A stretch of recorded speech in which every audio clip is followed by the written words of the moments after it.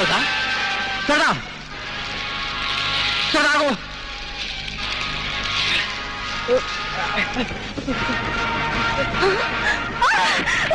ईश्वर के भयो के गर्न लाग्नु भएको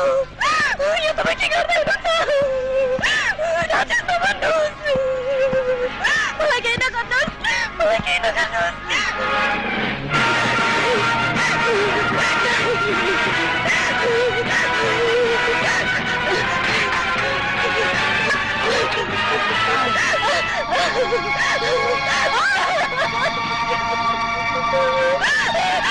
श्रद्धा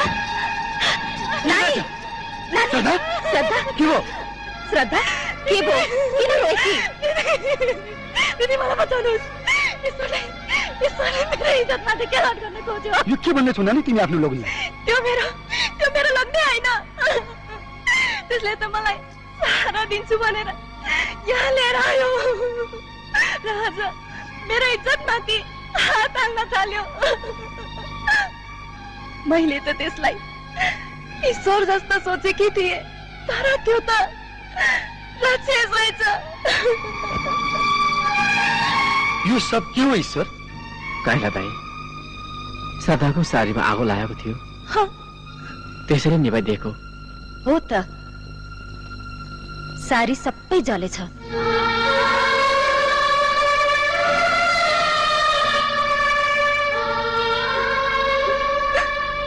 अब तिमीले थाहा पायौ नानी जुन ईश्वरलाई मैले 2 दिन हिँड्दाखेरि चिने तिमीले यत्रो दिन सँगै बस्दाखेरि पनि चिन्न सकेनौ साह्रै दुःख लाग्ने कुरा हो काइली जाऊ हिँड